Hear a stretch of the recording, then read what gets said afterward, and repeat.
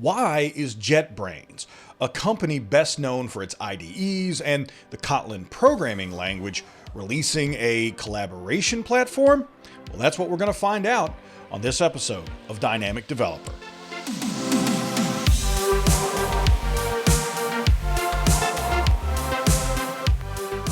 I'm your host, Bill Detwiler, and today I'm joined by Mikhail Vink. He is the Global Marketing Programs Manager for JetBrains and the Business Development Manager for Space. He's going to give us a rundown on what we can expect from the new product, pricing, features, what it looks like.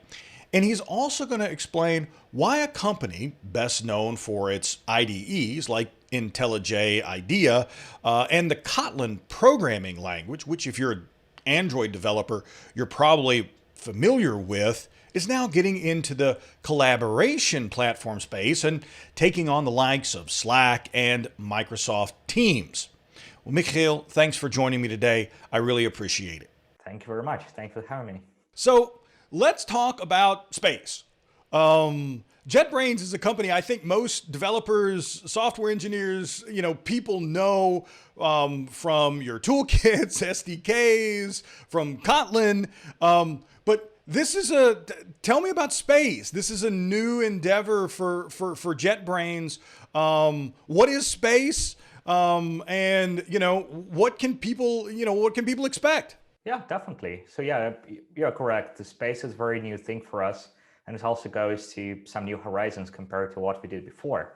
So we call space an integrated team environment. So you can probably have this reference to integrated development environments, which we are known for, IntelliJ IDEA and IntelliJ-based IDE. So space is integrated team environment. And that's the server-based product in the cloud, which basically helps teams to collaborate. And that's not only about the developer teams, though. That's about all kinds of teams and all kinds of people in your company. And we call Space as the only tool you need for team collaboration because it does include a lot of features which are used while working on the projects, like planning with all the issues or agile boards and checklists and documents, project documentation. And then there are a lot of things which can be used by some specific teams, like developers would use Git repositories and code reviews and continuous integration solution, but then they would use included chats and other functionality to talk to other team members and other teams. So it is a unified tool all in one, and there you can use it for team collaboration. But yeah, you're right, that's very new development for us. So what was it within JetBrains that made the company decide to release a collaboration platform? Was it something you already had internally? Was it something that you'd been thinking about for a while? Collaboration is such a hot topic right now with increased remote work due to the COVID-19 pandemic. But what was it inside JetBrains that said now's the time to release a new product and a collaboration product? Well, it's very interesting because we actually started the early access program, or EAP program as we call it, last year, back in December. So it's like basically 1 year between the EAP release and the stable version release, which is happening now. And the thing is, of course, we didn't know anything about the pandemics and so on. So of course, it's not caused by that. It's not related.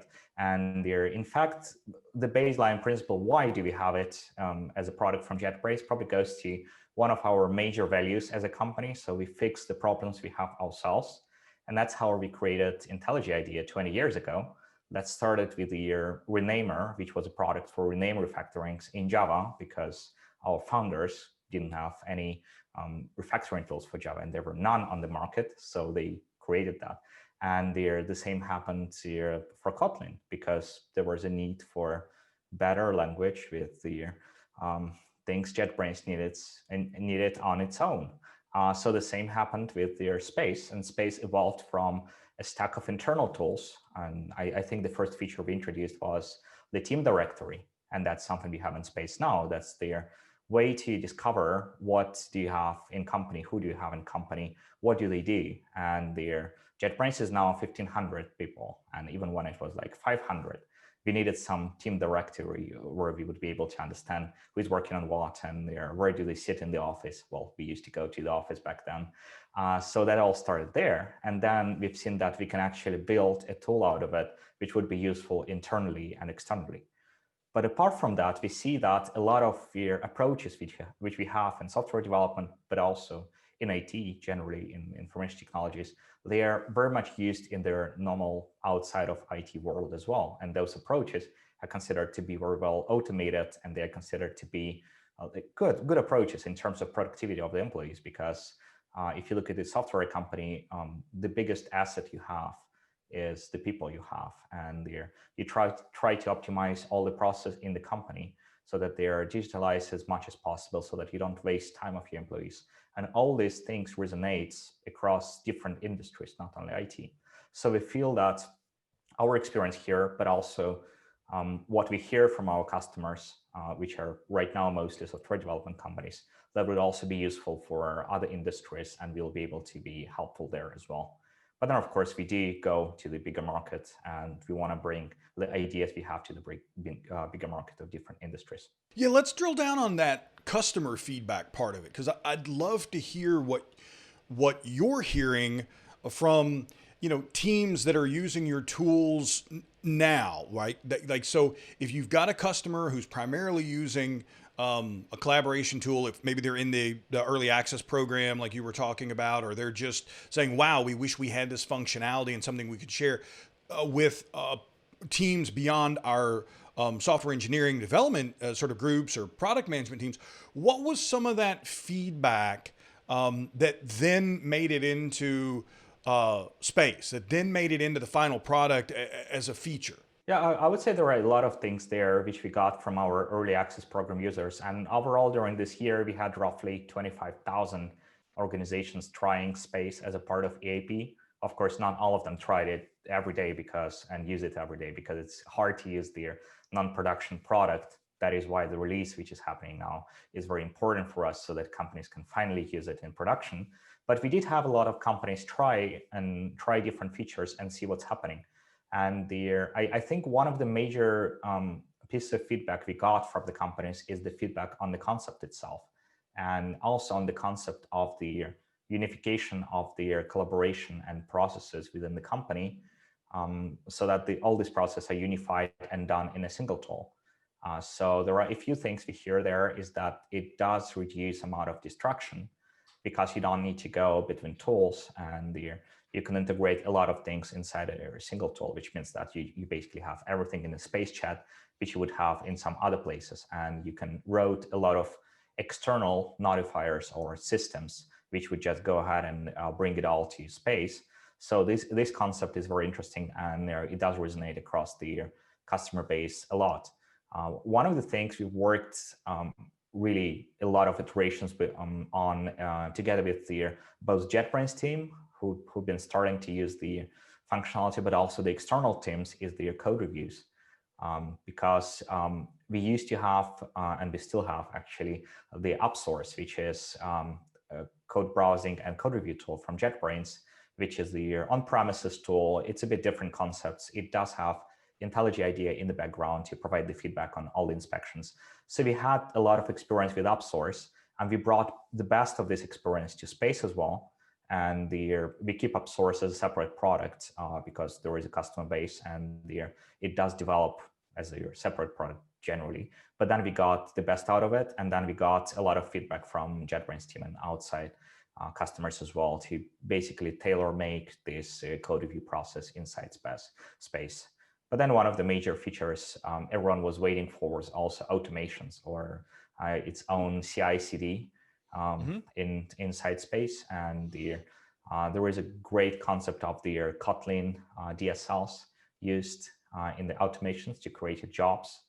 And one of the things I particularly like there, and it seems that a lot of customers like it as well, is that inside of the automation job in Space, you can reference, of course, not only the standard things which you would have on the CI/CD pipeline, like build steps, and there are some Docker containers or packages, but also work with Space as like through the APIs, you work with different entities of Space, and depending on what is happening, like if this employee is on vacation, then you can generally deviate the workflow in the build because it's Kotlin DSL. So you just program it there with workflows, and there it can base its decisions, its algorithms on what is happening in space because all the entities are there and generally acceptable in the API. So that's some of the useful things we hear from the customers as well. It's really interesting because JetBrains has a suite of products. So let's drill down on that a little bit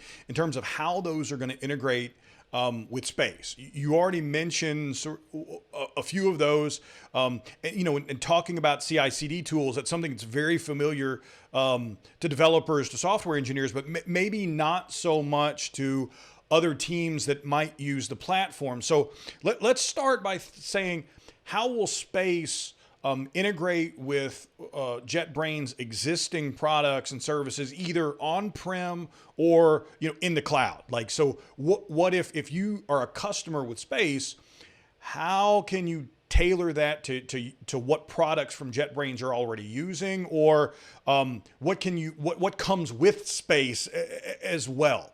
Yes. So for us, the major products we need to integrate is, of course, our IDs. Namely IntelliJ IDEA and IntelliJ IDEA-based IDs, which are plenty. And for that, we already have the Space plugin, which basically lets you connect your Space instance in the organization and then check out the repositories and start working with some of the entities which are created and maintained right in Space. There are a few things we are working on and we would like to bring in the nearest future, and they relate to their notifications and distraction, kind of like distraction management, I would call it. So for example, because we know that you're working in the IDE, and right now you're, for example, debugging something, you shouldn't be distracted by the notifications in Space because we know that you are busy. But for example, if that's notification from a build and it is failing and you've been assigned an investigation, then probably you should know about it. So we can understand the context you're working on right now and try to understand whether the distraction from the outside worth it or not.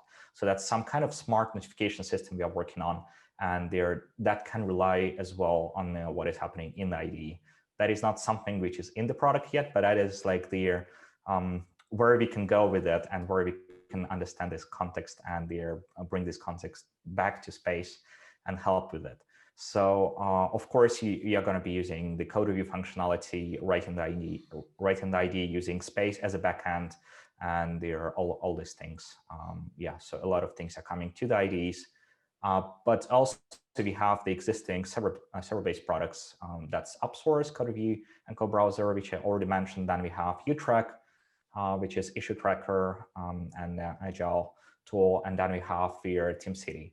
And for all of the tools, so all the tools are going to be supported by JetBrains, and we are often asked whether Space is going to replace our team tools, but it's not the case because they have a bit different market, and all of these tools are different.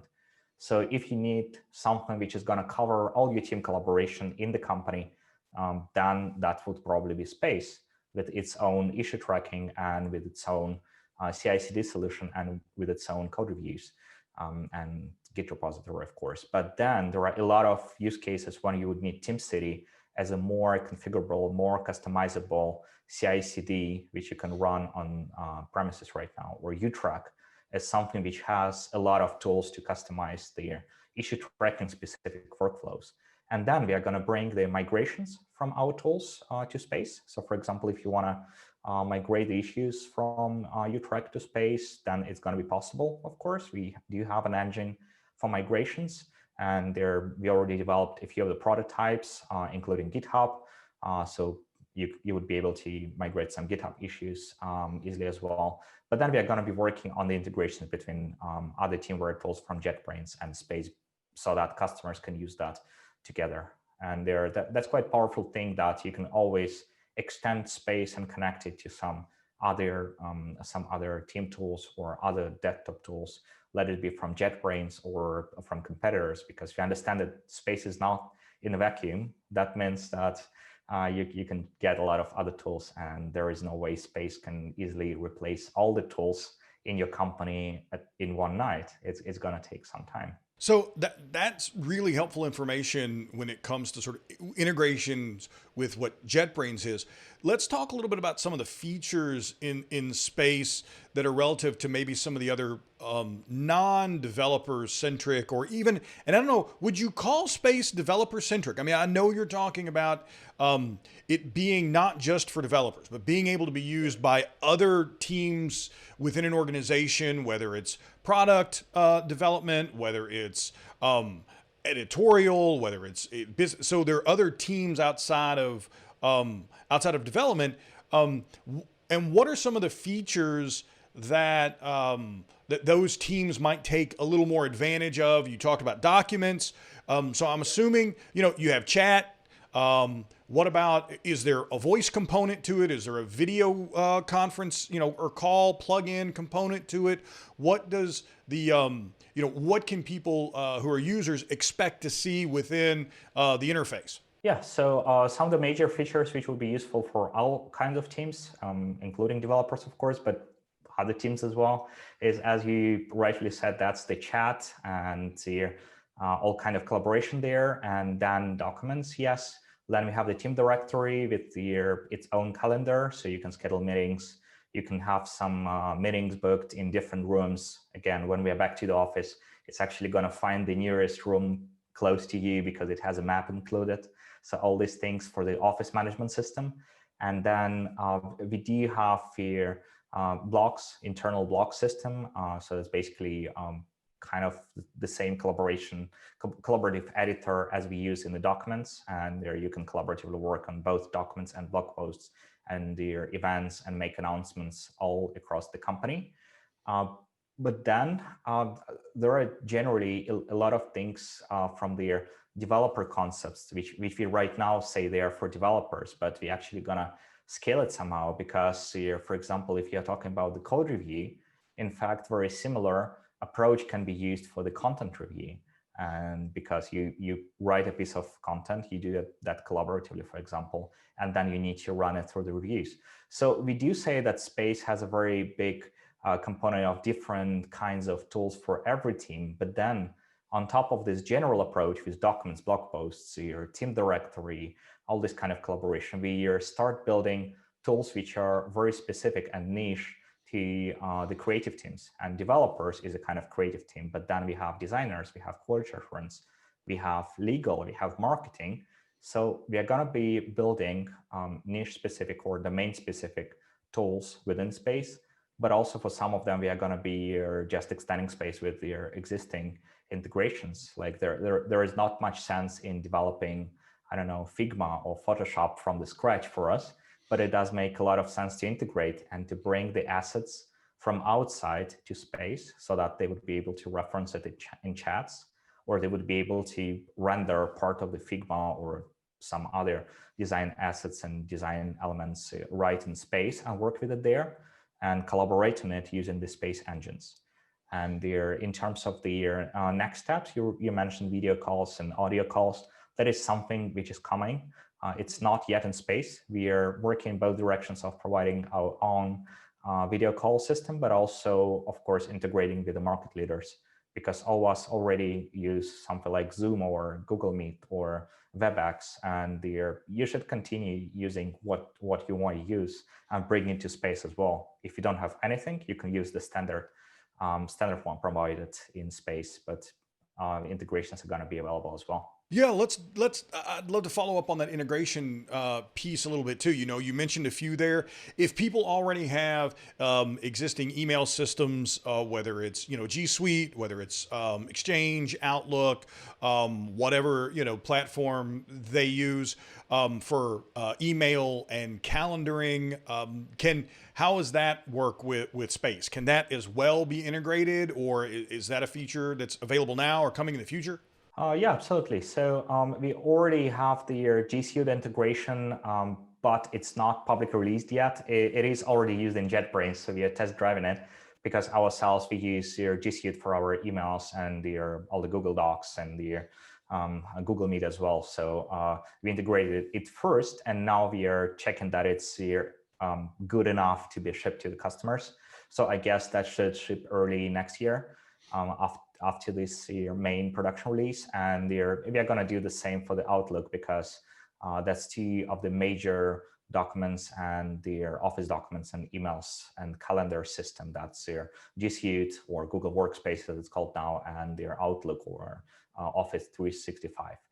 So we are going to integrate it out of the box, and their companies will be able to use it, and they would basically be able to synchronize Space Calendar with their Outlook calendar or Google Calendar, and so on. And then apart from this, we are going to leave all their API open. So there is no way we would be able to support all kind of calendar systems in the world. So we are going to leave a lot of API endpoints. All of them are going to be open and free, and of course you can integrate with any you want. And there we will get the CalDAV, I think that's called the CalDAV protocol for their calendar synchronization. So you would be able to easily put in Space, or you can use your extended API to do some customized synchronization. And that's general approach we take. So we do support a lot of things out of the box, but of course we cannot support all of them. So if somebody is not supported, there is definitely an API for it and all kind of integration capabilities and applications. And we are working with the partners, technology partners and service partners to bring both their ready-to-market integrations to the marketplace, and they're also getting your companies which we would be able to get to customers, and they would be able to build something custom, because especially if you're talking about some enterprise, a bigger organization, there are like dozens of systems which have to provide some feedback to Space or some notifications or some information synchronization, a lot of things. So let's talk a little bit about the pricing model and the licensing structure right now. How is Space going to be offered now that's released to people? What's it going to cost per seat? What are the different tiers? Yeah, sure. So the first tier we have is free, which is the best tier, I guess, because you don't need to pay for it. But there are some limits, of course. So we have the strategy of providing all the basic functionality on the free tier. And it is unlimited in time, and it is unlimited in users. There are a couple of things which are limited. The first one is the resources. So of course, you will be using some storage and data transfer and the CI credits for the automations. These things are limited, and also number of external integrations, applications, and the history of search messages is limited there as well. So that's the free plan, but it lets you start really quick and invite all your colleagues from the company and start collaborating even there. Then there are 3 paid tiers, and they are priced depending on amount of resources you get, like the storage, data transfer, CI minutes, and also depending on the advanced features you are getting. We always price by the active user. So that is, I would say that that's something, I guess, coming from the Slack fair usage policy. I know, I guess, Microsoft Teams using that as well, some other tools on the market as well. And I find it quite fascinating, because you always pay for what you use in terms of users. If your user is not using Space anymore, you're not going to pay for it. So if you paid for, let's say, 50 users for the next year, and half of them are not using it yet, so you're transitioning, then we are not going to charge you for the time when they're not using it yet. And as soon as they start, we're going to charge you. So I think it's fair, and it does look like your perfect model. So then in terms of the pricing, the cheapest plan is here $8 per active user per month when paid annually. And that's called Team. And the next plan is Organization, and it's $20 per active user per month. And the Enterprise is at $99 per active users. But this one includes JetBrains all products pack, meaning that you actually get a lot of JetBrains tools, all the desktop tools from JetBrains. And we structure the pricing in a way how your company would be using Space more and more, and how your company grows from a very small team to the organization and to the enterprise. So that's how the company grows. And the features are split between the tiers in the way like that you need on this level. If you are small team of 5 people, most probably you don't need compliance export which you would need on the enterprise level, so you don't need to pay for it. So you get a discounted pricing in some way. So that's how we price it. And then we also brought the special educational edition, which is basically no profit edition. It is still per active user, but it's like, I guess it's $2 per active user per month there. And is there? You mentioned at the enterprise version there is bundling that's going on here at that price point. Are there any other ways to take advantage of bundling space with maybe other JetBrains products that you're using, or is it pretty much that enterprise price point? If you're going for a bundle, that's what you kind of go for. Yeah, so far, if you are going to go for bundle, that would be enterprise. We find it optimal at this point, but we will see what direction is going to be from the customers. If they would like to have bundles on the earlier plans, we need to consider it for sure. But so far, it seems that it does make sense to bundle the all perks back with the enterprise offering. And then we will see how it's going to be used and maybe adjust the pricing. Of course, it's not something set in stone, and there are a lot of things we can do here. So let's switch gears a little bit. I'd love to wrap up and just get your impressions around collaboration and maybe where we're going with collaboration in the near term. In my experience, I've been doing software IT for 20 years. I date myself, but the gray in the beard gives it away anyway.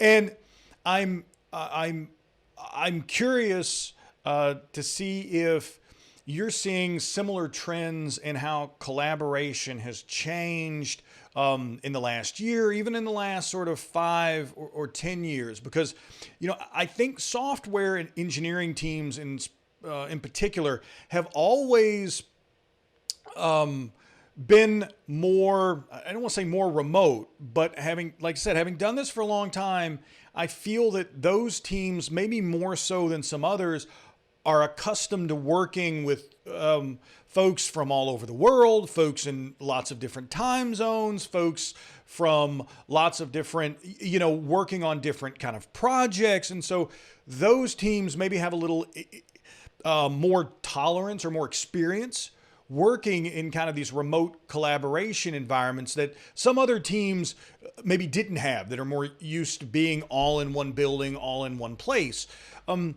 Talk a little bit about that from your perspective. Is that what you see?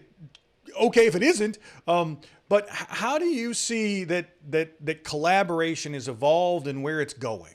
Yeah, so I would actually say that here I do see it very similarly. And I think that the biggest change in the last year is that collaboration is not something only like this remote kind of collaboration is not something for IT companies and software development companies only. I think that the biggest change here is outside of IT, in fact, and that's what makes this market very interesting and the entire idea of collaboration environments very interesting. Because as you rightfully said, developers, designers, quality assurance, documentators, all kind of IT folks, they have been communicating with their peers all around the world. And you don't need to be in the same office.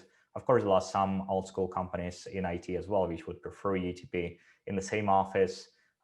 Can't judge them. JetBrains is definitely not one of them. So yeah, and the thing is that most of the companies in IT would work with that for years. And that's very easy for them to switch to something like remote work 100%, which was happening in the last years for many of us in most of the countries around the world, I would say. So for developers, that's mostly easier because they already have some experience with it, most probably. It's of course very hard still in terms of psychological aspects because you get locked down at home and it's much harder, and sometimes you cannot go out, and your work-life balance hurts, and probably you spend like 10 hours a day on the Zoom calls and Google Meet calls, and then you have the mental fatigue because of that. So all these things, they exist for everyone. But we need to think about folks who never been working from home, like a lot of people who normally would go and, let's say, clerks in the office, in the insurance companies, in the banks, even though they could work remotely as of what they do, working with the documents, talking to the customers, they didn't, because that was not something which was normal or kind of like a market standard for their companies. and now it's changing. And for them, that is a very big change because they have to switch both to work remotely and they have to switch the stack of technology as well as the stack of tools they're using, which means that for them, it's much harder to switch to something like that. They go home, they have to start using Zoom or Google Meet. They have to use tools like Space or other collaboration environments which their company has. And of course, there is some learning curve, and for them, it's going to be much more complicated. But that's interesting how it all actually scales. So you can generally say that every company in the world is a kind of IT company these days, because if you look at the banks or automotive, a lot of developers work on automation inside of those companies. All the factories getting automated, all these things, and they do collaborate. And I guess that this collaboration principle and environments spread from software-oriented or product-oriented departments to other departments, because accountants and their office management, they see how efficient it is and how self-served it is.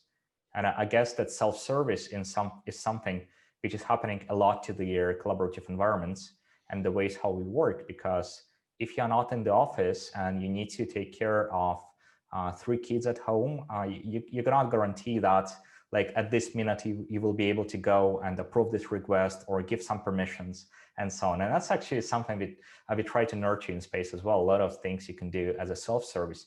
You want to join the project, go ahead, you join the project. Of course, the team lead of the project is going to see that and they can block you if they need to. But in like 99% of the cases, that's totally valid thing that you want to go there and join the project. You don't need to wait for 3 days to get an approval. It doesn't make sense. You want to go and work there. So these kind of things, they change, and a lot of companies go to this self-service mode. Like you need VPN, go ahead and click this and confirm with your 2-factor authentication, and that's it, you got it. So all these things, they're changing, but I guess the major change is that it's going very much outside of the software development of IT, and it's going to all kind of industries. Well, Mikhail, I really appreciate you taking the time to be here today. And tell us about Space and share your thoughts on collaboration. I couldn't agree more. Thank you very much. That was a pleasure for me. Thanks for having me. And thank you to all our viewers and listeners. Now, you can check out more episodes of Dynamic Developer on your favorite podcast platform, where you can hear my interview with JetBrains' Hadi Hariri about the Kotlin programming language, and you can read a transcript and watch a video of this interview on Tech Republic.